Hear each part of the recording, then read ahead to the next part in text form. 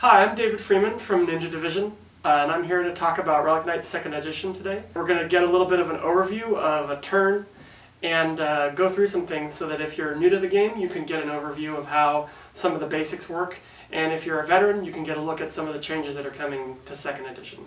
So in Relic Knights, whose turn it is and what unit they're going to go with is governed by what's called the ready queue.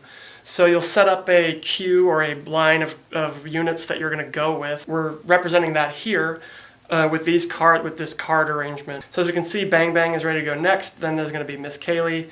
One of the changes in 2nd Edition from the 1.5 in 1st Edition is that hero units only use the queue now. Minion units must remain in idle, and they get activated. They can be activated by a hero unit when a hero unit moves over to start their activation or turn. The other thing Relic Knights uses to resolve things is this deck of cards, or these esper cards. So you'll have a hand of cards throughout the game, which you can discard to spend the elements or esper icons on them to pay for abilities. Sometimes you'll reveal cards from the deck or draw a bunch of cards from the deck to randomize. So the deck is used as a randomizer rather than a set of dice for games of Relic Knights. So this is the hand of the Radiant player here, and this is the hand of the Void player. Now, the Void player only does have the one model in our little example here. We're using her kind of as the defense for the stuff that's going to happen in the one activation that we're going to go through in our example. So, it's the Radiant player's turn. They're going to activate the hero that's waiting in the ready queue in the first slot. So that's Bang Bang. So she's going to move over into what's called the ready slot. So that means that she's going currently. Now when a hero unit moves into the ready slot, they can take any minion unit that's in the idle pile and move them into the minion slot. That means that this minion is going to activate right after this hero as part of one big turn together, right? That way you need heroes for the minions to do stuff, and the vast majority of units are going to get used throughout the game. You're not going to have situations where one unit just sits there throughout the game, but you do break up activations of what happens between the two sides rather than having one side do everything all at once and then having the other side do everything on their turn. So, it's Bang Bang's activation. Now, when a unit activates, they're going to get to move, make an initial move, so they can move up to this first number here that's next to their wing-looking attribute. This is their movement. Then they can take an action, so they can pay for any of the actions that are on the back of their card. Once that action gets resolved, they could then make a follow-up move, which means they can again move up to the number that's the second of their movement attribute here. So Bang Bang could move up to 4 inches, take an action, and then move up to 5 inches as her follow-up move, and that would be the end of her activation. So, she can move up to 4. She is standing right here, and she can already see our stand-in for Tahariel here. So, she's actually just going to stay there because she just wants to shoot Tahariel to try and get her off the board, right? So now we're going to look at the back of the card and decide what action to take. So, Bang Bang has a ranged attack called Deadeye. So she's going to use that on Tahariel because she wants to, like we said, shoot her, get her out of there. So we're going to look at our hand of Esper that we have here. Now, Deadeye costs 2 green, 2 creation, and 1 yellow, so 1 essence, to trigger. To pay for it, to be able to do it, you have to be able to pay that out of your hand here, right? So we got to make 2 green. So we're going to take this card to make 2 green. And then we got to make 1 yellow. So we have 2 cards that'll make 2 yellow by discarding them. So like that's what this big symbol means. Or we could discard this for 1 of any color. We'll go ahead and make 2 yellow even though we only need 1. You're going to lose any extra that you make. You don't get to like carry it over or build a pool or anything like that. So she's paid for Deadeye, which means it's going to happen. Since you could see her, there is no range. You can shoot anything that you can see in Relic Knights. So these are going to get discarded. When Bang Bang makes a ranged attack, she gets to draw more cards. So she's got a ranged attribute of 3-1. That means when she attacks, she gets to draw 3 more cards. And if she gets attacked with a ranged attack, she would draw 1 more card. So since she's attacking, she's going to draw 3 more cards and add those to the Radiant player's hand. So 1, 2, and 3. So those cards all get added to her hand.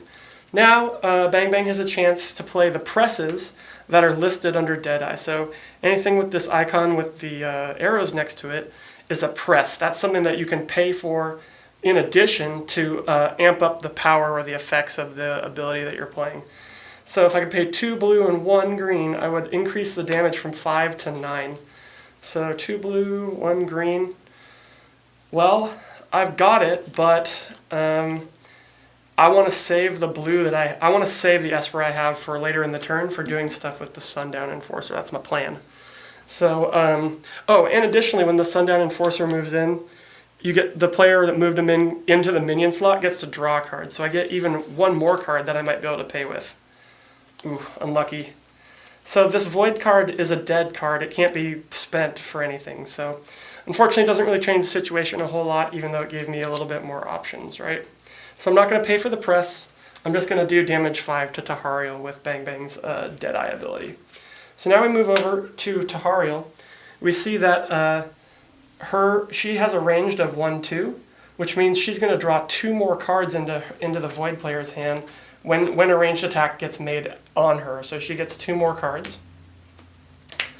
And then we're going to see if she has any defensive abilities she wants to play. So she has an ability called Chaos Shield. That's an armor ability. It adds armor to her to make her take less damage or harder to kill. So it does cost 3 orange, which is this chaos type of esper, right? So she's going to pay 2 by discarding that for the big one, for the primary esper.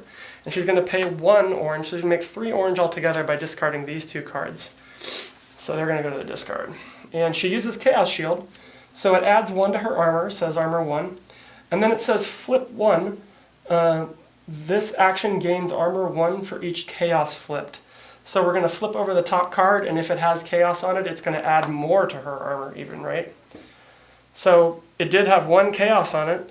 So Tahariel got lucky, and she's going to gain 2 more armor from this rather than just 1.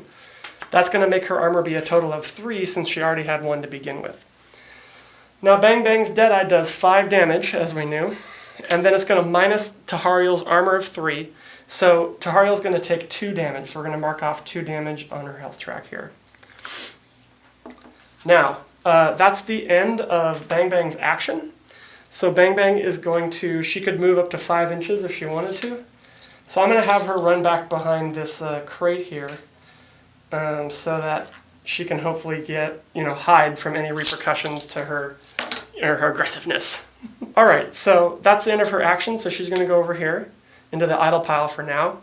And the Sundown Enforcers are going to move up into the ready slot. So now again, in the original versions of the game, you would get to reset your hand in between these 2 players going, or in between these 2 units going. But now you don't. So therefore, whatever cards that you generate from Bang Bang, you're going to carry over and use them to pay for things for the Enforcer. You'll also notice that minions don't have all the same stats that heroes do. This is because, again, heroes need to resource and be ready for the thing to help pay for the things that minions do. So heroes are your resources, minions are kind of support and additional things to do throughout the game. The Sundown Enforcers do activate just like any other unit, so they can move up to 5 before they take their action.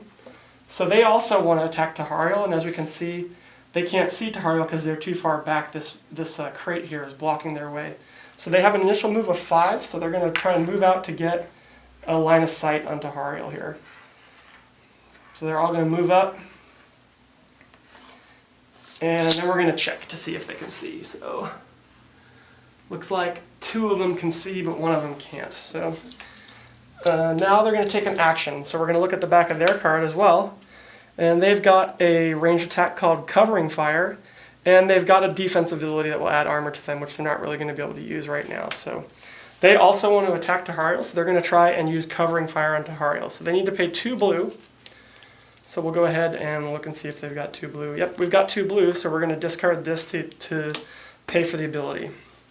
Now, like I said, they don't have the same attributes that heroes do, which means therefore they're not going to draw any cards at this point that could help them pay for presses if they had any, which they don't. So it's damage 3. However, units of guys have an ability called Coordinated Attack.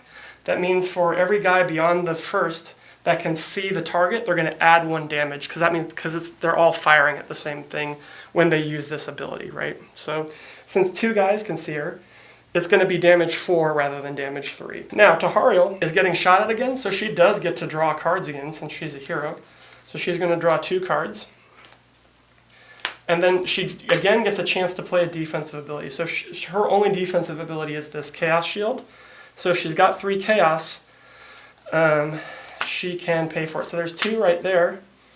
And it's not looking like she has more, but for Tahariel, her cadre ability is called Heart of Darkness, and it says units in your cadre may spend void cards as though they were radiant cards, which means they can be spent like the wild card that we saw, this one here. So Tahariel's cadre can spend these cards, which are normally dead cards, as one of any color. So she's going to spend this card as well as an orange one, and she's going to play Chaos Shield again to help protect herself. So we're going to flip one more. Didn't get any chaos on that. This does actually get shuffled back in after the flip. So no bonus armor. It's going to take her armor up to 2 because it adds 1 to the one she already has. And that's going to -2 from the 4 damage that Covering Fire was going to do. So she's going to take 2 more damage. And then the Enforcers can move up to 4 now. But they're pretty tough. Well, I guess we want to get that one last guy in who couldn't see before. So we're going to go ahead and measure, and they're going to move up again, and they're going to put themselves in the way of Bang Bang getting attacked back, because honestly we want to keep our knight alive longer. She's worth more victory points as well. So now the Sundown Enforcers are going to go to the idle pile as well. Minions, when they go to the idle pile, they get what's called an exhaustion token, which makes it so that they can't be used again until another minion has gone before them, but we don't necessarily need that right now. We're not really going to go on. That's just so you know. But we do have to reset the queue, so we're going to put Bang Bang back in, and she's going to go again after Miss Kaylee has had a chance to go. This is the end of the Radiant player's activation, though, so they have to discard down to having 5 cards if they have more than 5. If they do, this is a dead card for them, so they're definitely going to discard that one. They also, at this point, can discard any number of cards that they want. So these cards, that they don't need these colors, really. They're going to discard both of those and draw back up to having 5 going into the Void player's activation. The Void player, the defending player, just has to discard down. So they have 5, so they're not going to discard any cards. But they don't get the option of discarding whichever cards they want and drawing back up because they're not the active player. So, like I said, that's the end of the Radiant player's activation. They'd go over to the Void player who would do the same thing. And play would continue, as you just saw, until one player had scored enough victory points to end the game. You can score victory points by destroying opposing models, by interacting with objectives or victory conditions, and the first player to 8 wins the game immediately. So that's an activation in Relic Knights 2nd edition. Head on over to the Kickstarter and download the rules packet. It has the complete rulebook and the cards for these Radiant and Void cadres that are going to come in the 2-player starter. And then you can get involved in the discussion in the comments and in providing feedback directly to us on those things. Follow our YouTube channel and like us on Facebook or join us on Twitter and Instagram and other social media for more updates and news and for more videos like this one. Thanks for joining us today.